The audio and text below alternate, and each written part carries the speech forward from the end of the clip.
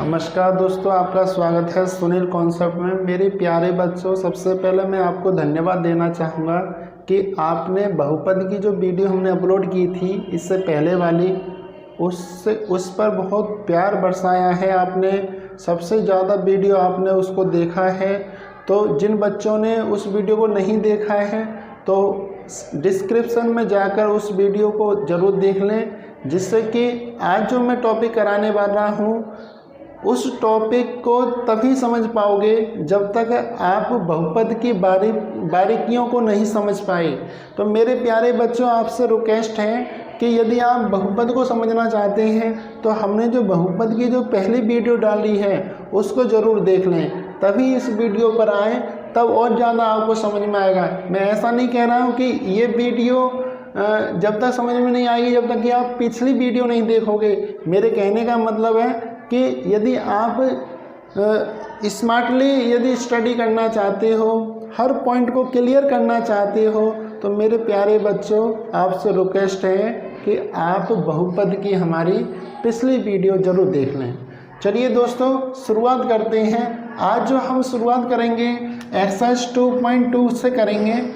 2.1 तो हमने कंप्लीट कर ली थी, तो 2.2 कंप्लीट करेंगे। और इसमें पहला जो क्वेश्चन है वो है बहुपदों के शून्य ज्ञात करना और सत्यता की जांच करना। मेरे प्यारे बच्चों, सत्यता की जांच तो बाद में करेंगे, पहले हम ये समझ लेते हैं कि बहुपदों के शून्य कैसे निकाले जाते हैं।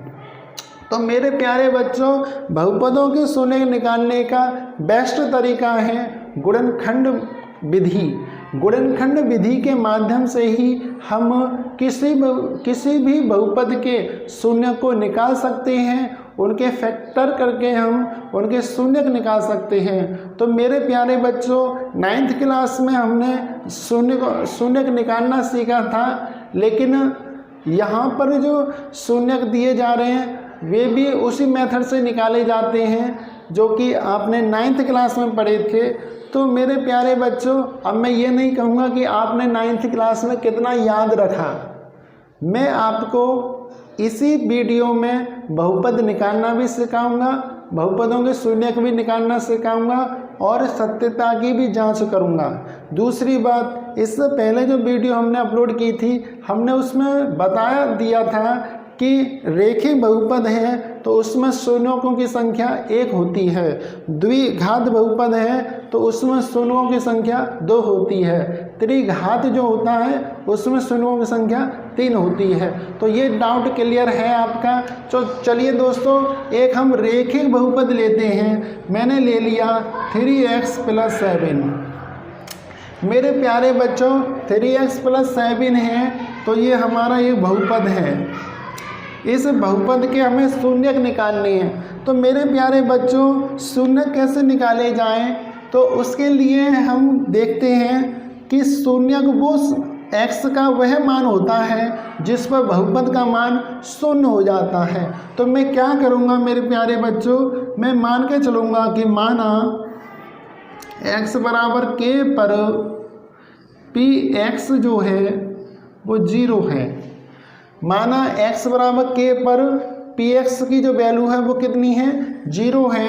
कहने का मतलब ये हुआ कि x = k इसमें रखने पर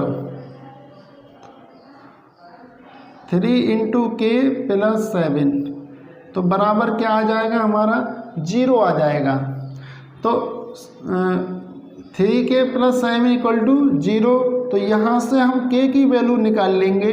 तो हमारी k की जो वैल्यू आएगी वो आएगी -7 हो गया जी।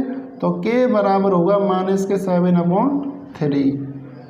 तो आपने देखा कि x = k रखा था हमने और k की वैल्यू कितनी आई, -7/3 आती है।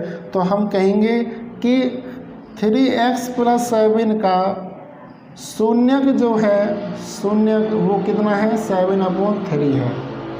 कितना है, 7/3 है। तो मेरे प्यारे बच्चों, ये तो रहा शून्य कैसे निकाला जाता है। दूसरी बात, यदि हम व्यापक रूप में देखें, स्टैंडर्ड फॉर्म यदि देखें रेखीय समीकरण की, तो ax + b होता है, जहाँ a is not equal to 0, मतलब a की वैल्यू 0 नहीं हो सकती। यदि a की वैल्यू 0 हो जाएगी तो b बचेगा, b एक क्या है, अचर पद है, कांस्टेंट है, तो कांस्टेंट हो जाएगा तो वो फिर बहुपद नहीं कहलाएगा। तो मेरे प्यारे बच्चों ax प्लस b में शून्यक जो होता है, शून्यक वो होता है माइनस के b अपॉन a। कितना होता है, माइनस के b अपॉन a होता है। तो मेरे प्यारे बच्चों मुझे एक बात बताओ, यदि हम 3x प्लस 7 की तुलना ax प्लस b से करते हैं तो हमें a का मान कितना मिलता है, 3, b का मान कितना मिलता है, 7।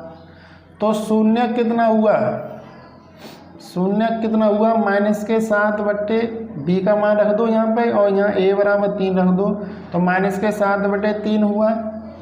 यही हम इस मेथड से लेकर आए कि 3x प्लस 7 का शून्य कितना है, माइनस के 7 बट्टे 3 है, और इसमें भी शून्य कितना आया, माइनस के 7 बट्टे 3 आया। इसका मतलब ये हुआ जो हमने निकाला है वो सही साबित हुआ।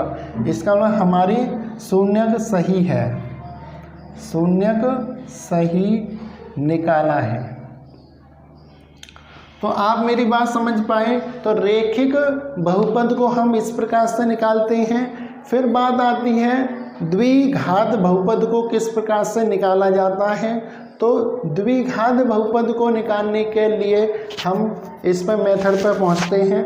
और मेरे प्यारे बच्चों हमेशा रिवीजन करते रहिए मैथ का, क्योंकि जब तक आप रिवीजन नहीं करोगे तब तक चीज़ें धूमिल हो जाती हैं और वो फिर समझ में नहीं आती हैं। तो मेरा रिक्वेस्ट है आपसे कि बार बार वीडियोस को देखते रहें हमारी, जिससे कि आप कोई भी जो टॉपिक है वो भूलें ना, लगातार याद करते रहें।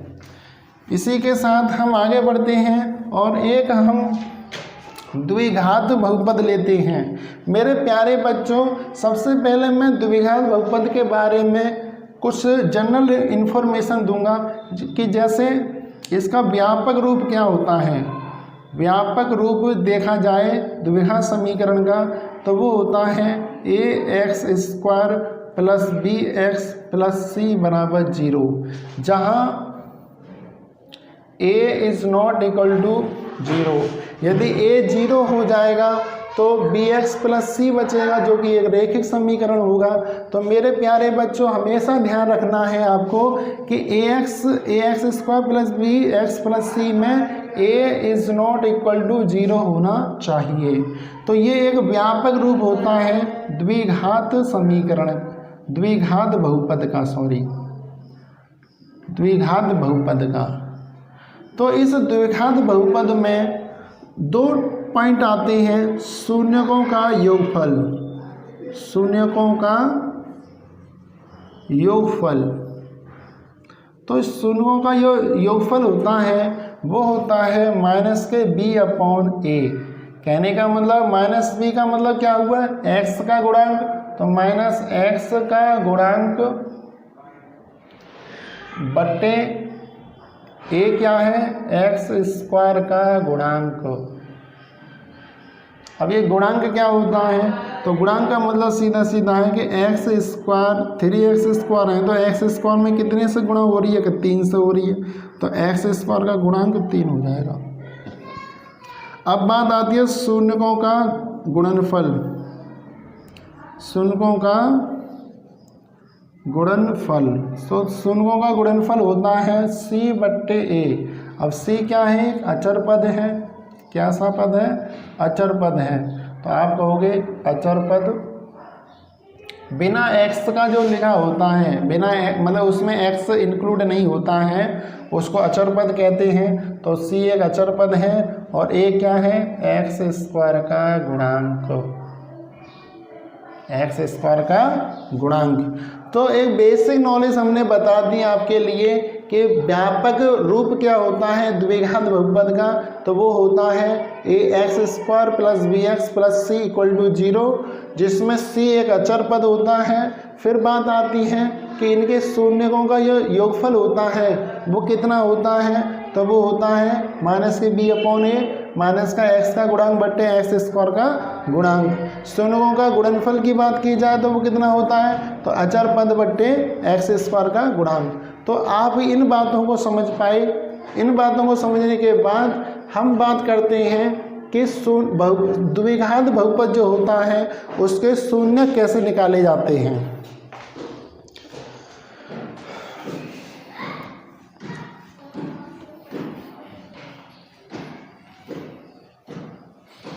जैसे मेरे पास मेरे प्यारे बच्चों x स्क्वायर प्लस के 5x प्लस के 6 हैं, तो एक ये द्विघात बहुपद है। तो द्विघात बहुपद है तो मेरे प्यारे बच्चों ये एक स्टैंडर्ड फॉर्म में भी लिखा हुआ है।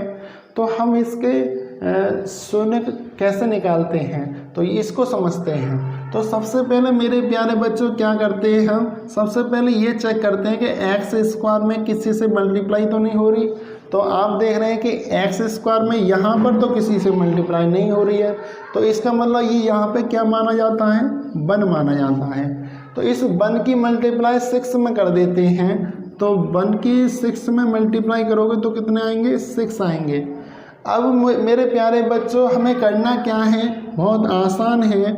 हमें 6 के फैक्टर ऐसे तोड़ने हैं कि उनका योगफल 5 के बराबर हो। तो आप देख रहे हैं कि 6 के फैक्टर हुए 2 गुणा 3। जब 6 के फैक्टर 2 गुणा 3 हुए तो आप देख पा रहे हैं कि 2 और 3 को जोड़ते हैं तो 5 बैठता है और 2 तिया 6। इसका मतलब फैक्टर की गुणा करते हैं तो 6 आता है और जोड़ते हैं तो 5 आता है। तो मेरे प्यारे बच्चों मैं क्या करूँगा कि एक्स स्क्वायर प्लस 5 को लिख दूँगा 2 प्लस 3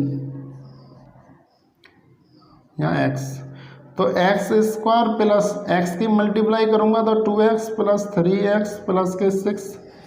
अब क्या होगा, इसमें से कॉमन निकाल लूँगा मैं, यहाँ से 3 कॉमन निकाल लूँगा।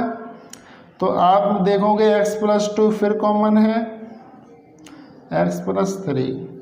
तो हमारे जो फैक्टर आए वो कितने आए, x प्लस 2 x प्लस 3।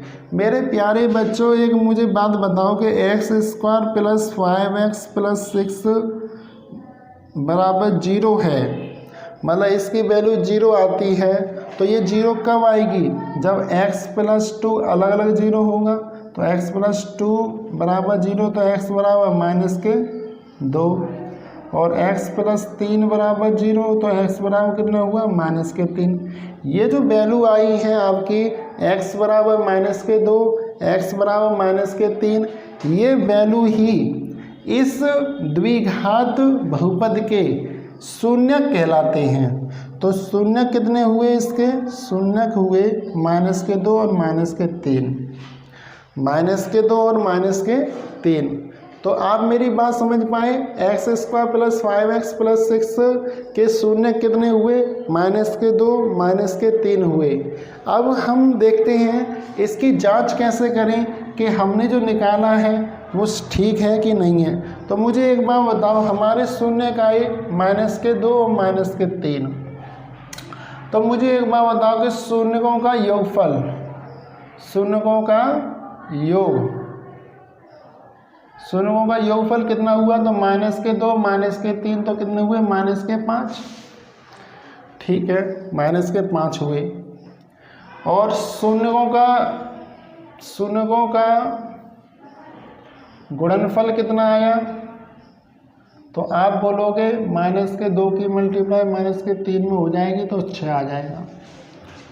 लेकिन हम जानते हैं शून्यों का योगफल कितना होता है, शून्यों का योगफल अभी अभी हमने लिखा था, जो बेसिक नॉलेज दी थी आपके लिए वो क्या थी, माइनस के b/a। तो कहने का मतलब a की वैल्यू यहाँ पे कितनी है 1, b की वैल्यू कितनी है 5, c की वैल्यू कितनी है 6। तो आप देखोगे b की वैल्यू 5 है तो माइनस के 5/1 तो माइनस के 5। इसका मतलब ये हुआ कि जो हमने शून्य निकाले थे उनको जोड़ने पर भी 5 आना है और जो बेसिक नॉलेज के आधार पर भी हमारे कितने आए, माइनस के 5 आए। तो हम कह सकते हैं कि ये वाली बात तो हमारी सही बैठी। फिर उसके बाद हमने एक और फॉर्मूला बताया था शून्यों का गुणनफल। तो शून्यों का गुणनफल कितना होता है, C/A। तो C की वैल्यू कितनी है, तो 6 है। तो 6/1 कितना हुआ, 6 हुआ। तो आप देख पा रहे हैं कि शून्यों का गुणनफल कितना आया, 6 आया, और यहाँ पर भी 6 आया। इसका मतलब सत्यता की जांच हो गई है कि जो हमने निकाला था और जो बेसिक नॉलेज के आधार पर जो आए थे वो चीज़ों में कोई अंतर नहीं है, दोनों बराबर ही चीज़ें आई थी। हमने शून्य निकाले थे -2 -3, तो इनका योगफल देखा तो -5 आया, और फॉर्मूले के आधार पर भी हमारा कितना आता है, -5 आता है। दूसरी बात, शून्यों का गुणनफल देखा हमने तो 6 आया, तो शून्यों का गुणनफल इसमें भी 6 आया। तो इस प्रकार हम सभी क्वेश्चंस को सॉल्व कर पाएंगे। और हमारा जो मेन जो पॉइंट है वो क्या है, सबसे पहले हमें फैक्टर करने आने चाहिए। तो मेरे प्यारे बच्चों, यदि आप पर फैक्टर नहीं आते हैं तो मैं एक 9th क्लास की जब मैं वीडियो अपलोड करूंगा तो उसमें आपको बता दूंगा कि फैक्टर्स कैसे निकाले जाते हैं। लेकिन जो बच्चे 9th क्लास में फैक्टर्स सीख चुके हैं तो उनके लिए तो ये टॉपिक बहुत आसान है। इसमें नया जो जोड़ा है वो सिर्फ ये पॉइंट जोड़ा है। तो आप लगातार फैक्टर्स करने की प्रैक्टिस करते रहें, और कुछ और भी मैं क्वेश्चंस, एक क्वेश्चन और मैं लेता हूँ जिस आधार पर हम फैक्टर और करेंगे। उसके बाद 2.2 के जितने भी क्वेश्चंस हैं उनको हम सॉल्व करेंगे। और सॉल्व क्या करेंगे, जब मैं इसी में समझा दूंगा तो आपको सॉल्व करने की ज़रूरत नहीं पड़ेगी, और 2.2 आप आसानी से इनको सॉल्व कर पाएंगे। चलिए दोस्तों, आगे बढ़ते हैं।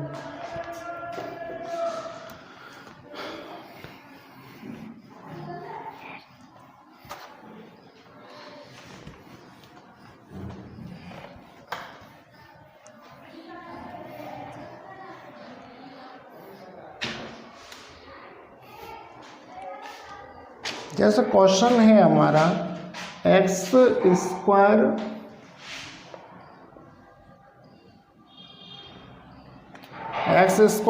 -2x -8। मेरे प्यारे बच्चों, ये क्वेश्चन है एक्सरसाइज 2.2 का क्वेश्चन नंबर 1 है।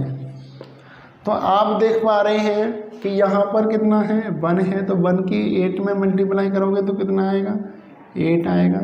8 के फैक्टर हमें ऐसे करने हैं कि जोड़ने पे या घटाने पे कितना मिलना चाहिए, 2 मिलना चाहिए। तो मैं देखूंगा कि 4 दूनी 8 होती है, तो 4 में से 2 गए तो कितनी बचे, 2 बचे। तो मैं इसी को लिख दूंगा x² -4 -2 x -8। तो x² -4x + 2x -8। अब आप देखोगे माइनस प्लस हो गया, ये इसमें क्या कॉमन है, तो x कॉमन है, तो x -4। इसमें क्या कॉमन है, तो x -4। तो इसको फैक्टर करने के बाद हमारे प्राप्त हुए ये। तो आप देख पाओगे कि इसका जो मान है x² -2x -8 बराबर 0 जब होगा तब x -4 अलग अलग 0, x -4 0 हो और x + 2 भी 0 हो। तो इसको सॉल्व करने पे x बराबर -2 प्राप्त हुए, और इसको सॉल्व करने पे x बराबर 4 प्राप्त हुए। इसका मतलब ये जो नंबर आए हैं यही शून्य होंगे। तो हमारे शून्य हुए 4, -2। अब ये तो हमने गुणनखंड विधि से ये शून्य निकाल लिए। अब हम चेक करते हैं 1x² -2x -8 की तुलना किससे करोगे, ax² + bx + c से करने पर। तो इसकी तुलना जब ax² + bx + c से करोगे तो आप पाओगे कि a बराबर तो 1 हो गया, b बराबर -2 हो गया, c बराबर -8 हो गया। तो ये वैल्यू आपकी प्राप्त हुई, a बराबर 1, b बराबर -2, c बराबर -8। तो शून्यों का योगफल क्या होता है, तो पहले जो हमने निकाल लिए पहले उनका योगफल ले लेते हैं। तो वो आया 4 प्लस माइनस के 2, तो ये आ गया 4 माइनस के 2, तो कितना आ गया 2 आ गया। लेकिन शून्यों का योगफल फॉर्मूले के आधार पर क्या होता है, तो माइनस के b अपॉन है, तो माइनस वैल्यू कितनी आ गई माइनस के 2 अपॉन 1, तो माइनस प्लस, तो ये आ गया 2। तो आप देख पा रहे हैं कि ये दोनों वैल्यू सेम आई हैं। इसका मतलब सत्यता की जांच हो गई है हमारी, जो हमने निकाले हैं शून्य को वो ठीक हैं। इसी प्रकार हम शून्यकों का योगफल गुणनफल भी निकाल सकते हैं। शून्यकों का गुणनफल, तो शून्यों का गुणनफल हुआ 4 गुणा माइनस के 2, तो माइनस के 8। लेकिन फॉर्मूले के आधार पर क्या होता है c अपॉन ए, तो माइनस के 8 अपॉन 1, तो होता है माइनस के 8। तो आप देख पाए कि हमने बड़ी ही आसानी से सत्यता की जांच कर ली कि शून्य जो हमारे आए थे 4 माइनस के 2, उनको जोड़ने पर हमने देखा कि 2 आए, और फॉर्मूले के आधार पर भी 2 आए। इसका मतलब ये दोनों सही बैठे। इसी प्रकार ये दोनों भी सही बैठे, गुणनफल भी सही बैठा। तो इस प्रकार हम शून्यकों के बहुपदों के गुणनफल करके हम शून्य को बड़े ही आसानी से निकाल सकते हैं। और इसके बाद एक क्वेश्चन और लेते हैं जो टफ सा लगता है बच्चों के लिए। इसके बाद हम बहुपद बनाना सीखेंगे, द्विघात बहुपद कैसे बनाया जाता है वो सीखते हैं।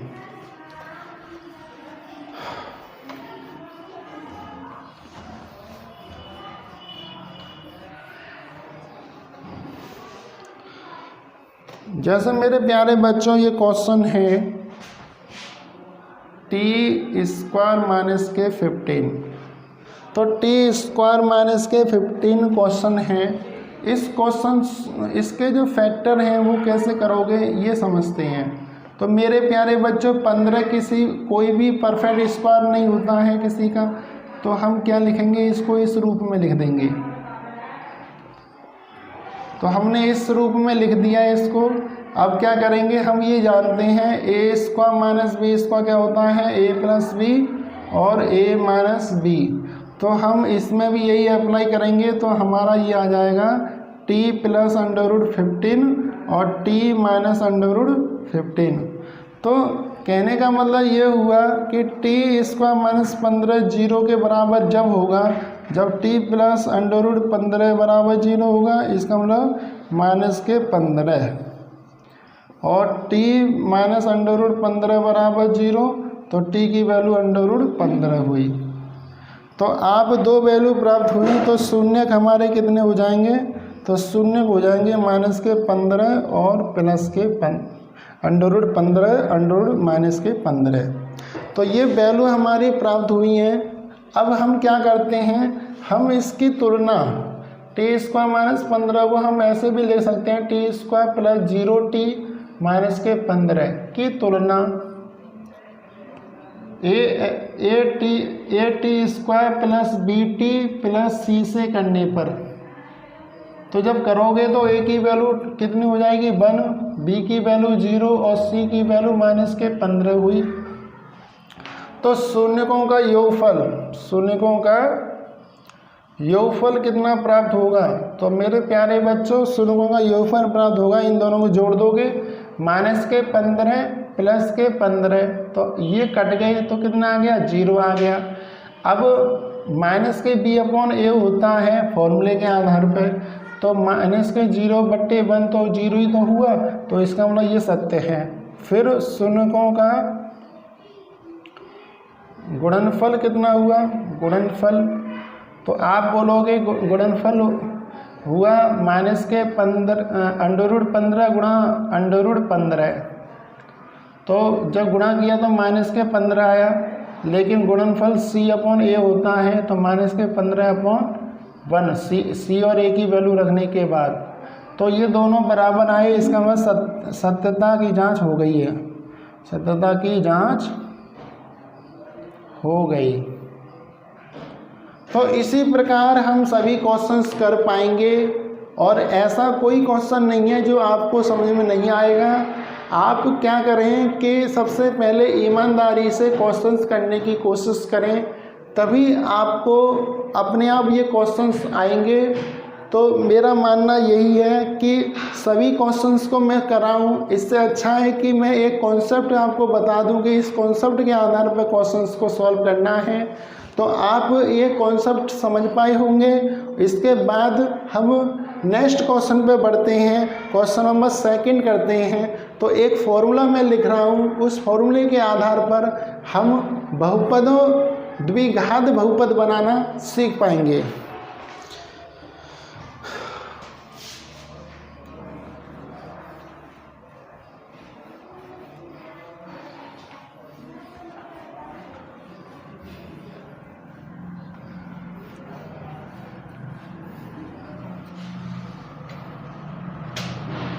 जैसे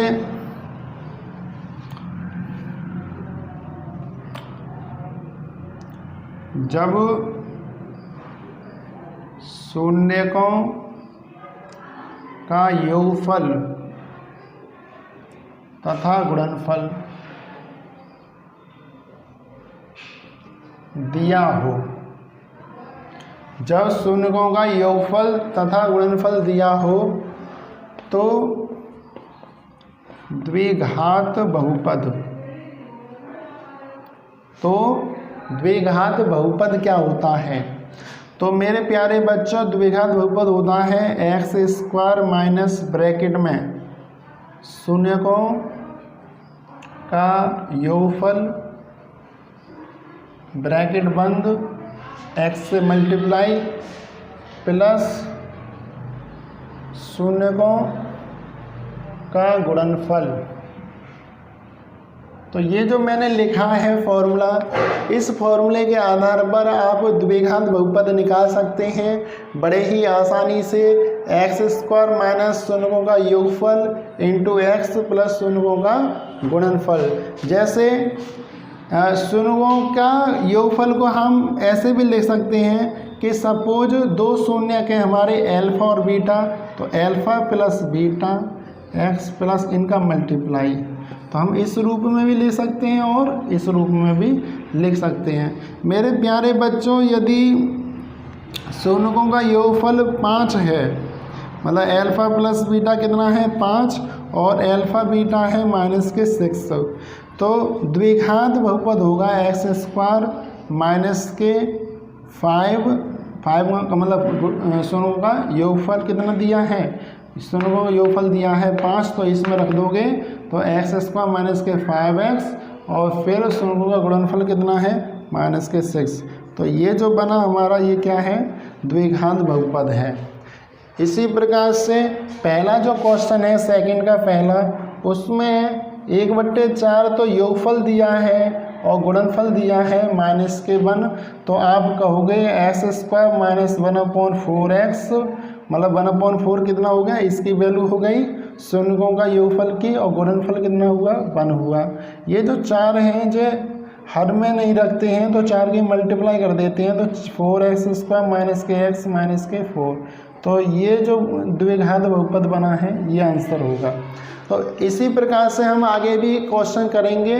तो हम समझ पाए कि एक्सरसाइज 2.2 को हमने बड़ी ही आसानी से कंप्लीट कर लिया है। फिर भी कोई डाउट रह गया हो तो आप कमेंट बॉक्स में लिखकर हमसे डाउट पूछ सकते हैं। और दूसरी बात, सभी क्वेश्चंस को मैंने सॉल्व नहीं किया है, जानबूझकर नहीं किया है, क्योंकि मैं चाहता हूं कि मैं सिर्फ कॉन्सेप्ट आपको दूं और जो सॉल्यूशन है वो आप खुद करने की कोशिश करें, तभी आप एक इंटेलिजेंट स्टूडेंट्स बन सकते हैं। अन्यथा आप एक लाठी का सहारा कब तक लेते रहोगे। मेरा मानना है कि आपको मैं आत्मनिर्भर बनाऊं, जिससे कि आप देश की सेवा कर सकें और अपने माता पिता का नाम रोशन कर सकें। तो मिलते हैं नेक्स्ट वीडियो में। इस नेक्स्ट वीडियो में हम 2.3 के जो जितने भी टॉपिक हैं वो कवर करेंगे। हाँ मेरे प्यारे दोस्तों, एक और टॉपिक इसमें रह गया है, त्रिघात बहुपद वाला। तो त्रिघात बहुपद आपके 10th क्लास के सिलेबस में नहीं है, लेकिन फिर भी मैं एक त्रिघात बहुपद की अलग से वीडियो अपलोड कर दूंगा। जिन बच्चों को त्रिघात बहुपद में इंटरेस्ट होगा तो वो वीडियो को देख पाएंगे, लेकिन सिलेबस में हमारा द्विघात बहुपद है तो हमने यहाँ तक ही हमने समझाया है। लेकिन मेरा वादा है त्रिघात बहुपद का भी मैं वीडियो अपलोड करूँगा, एक अलग वीडियो लेकर आऊँगा जिसमें पूरी की पूरी जानकारी दूंगा उसमें से संबंधित। तो बने रहिए हमारे चैनल के साथ और पिछली वीडियो को भी देखते रहिए जिससे कि रिवीजन होता रहे। और चैनल को सब्सक्राइब कीजिए, शेयर कीजिए और बेल आइकन का बटन दबाते रहिए जिससे कि जो भी नोटिफिकेशन आता है सबसे पहले तुम्हारे पास पहुँचे। और दोस्तों के साथ शेयर कीजिए यदि मैं अच्छा पढ़ाता हूँ तो। ठीक है, मिलते हैं नेक्स्ट वीडियो के साथ।